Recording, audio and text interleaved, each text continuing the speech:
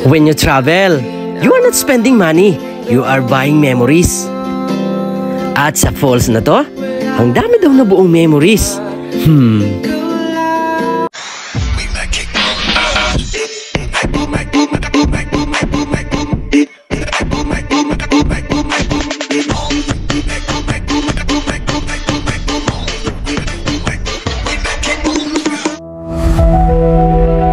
Ang laman ng kwento ng biyahe natin ngayong araw, dito sa bayan ng Katanawan, sa San Vicente, Canluran.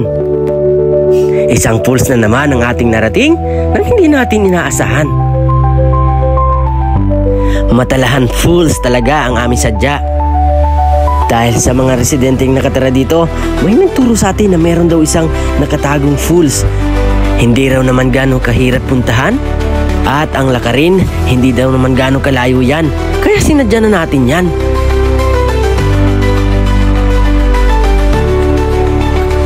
Isang lakad, dalawang falls mga kabrother ang ating nagawang vlog ngayong araw, okay?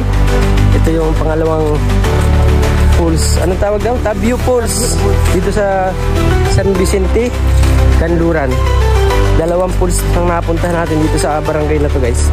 So ngayon titingnan natin kung maganda. May kalinawan ng tubig dito.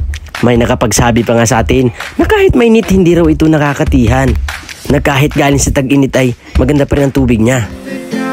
Eto lang naman ang aming nadatnan.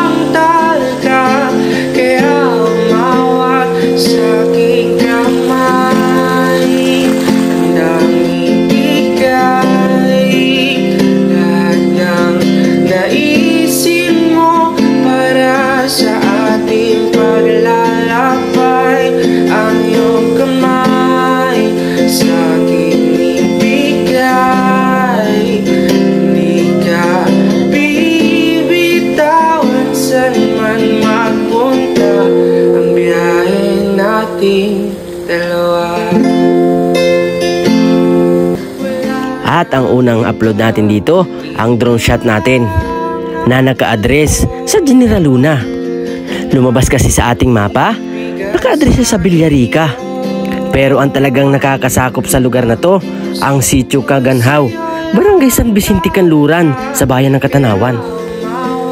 Ano pa man ang nakakasakop sa lugar na to, ang mahalaga, makabuo tayo ng memories sa napakagandang lugar na to.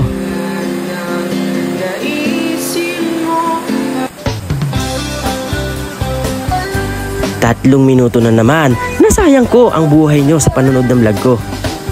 Para sa marami pang mga kwento ng malaparaisong lugar, pwede kayong mag-follow sa page na to. At sa mga nakasuporta lagi sa biyahe ko, marami pong salamat.